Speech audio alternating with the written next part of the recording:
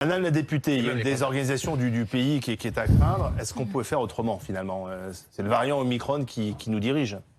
Non, bah écoutez, on peut aussi dire ça. Depuis 2 ans, on a l'impression qu'on court après les virus. Donc oui, il y a une pandémie mondiale et ce qui se passe en France se passe aussi dans d'autres pays. Mais justement, on sait, par exemple, ce qui se passe en Grande-Bretagne à quelques jours, semaines d'avance de ce qui se passe en France. Donc on n'est pas surpris qu'il y ait cette flambée-là.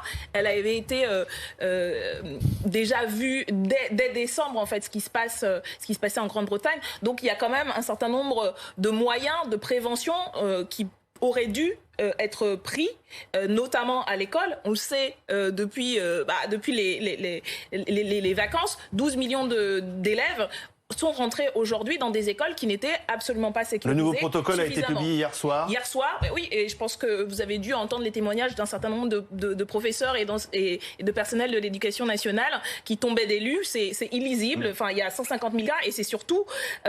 dans les faits, les infrastructures ne sont toujours pas Jean-Michel Blanquer a dit qu'il faut adaptées. gérer au plus près. C'est pour ça qu'il a attendu le dernier moment avant de publier son nouveau protocole. Oui, en fait, il gère au plus près depuis 1 an et demi et on se retrouve en passant de... Il n'y a absolument aucune contamination à l'école à une flambée de cas. Donc, de mon point de vue, et surtout celui des personnes concernées, c'est-à-dire des personnels, des élèves et des parents, c'est quand même un peu une catastrophe annoncée et dont le ministre se défausse complètement. Alors que là-dessus, et ça c'est demandé par des collectifs de parents, par des organisations syndicales, les purificateurs d'air, c'est aux collectivités de le faire, c'est ce qu'a dit Blanquer. Non.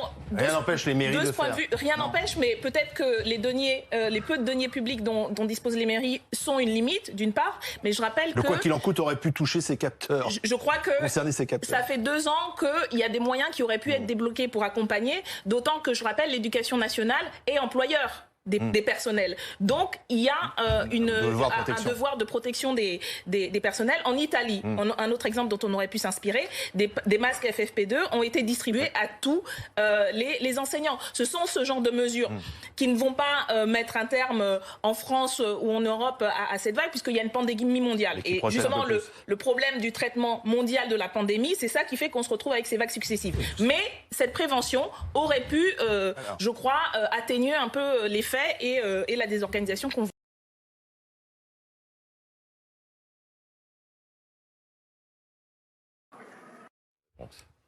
La raquette trouée, le vaccin, Daniel Obono. Écoutez, la preuve est faite qu'il ne suffit pas d'avoir 91% de la population vaccinée, au moins primo-vaccinée, pour arrêter le virus.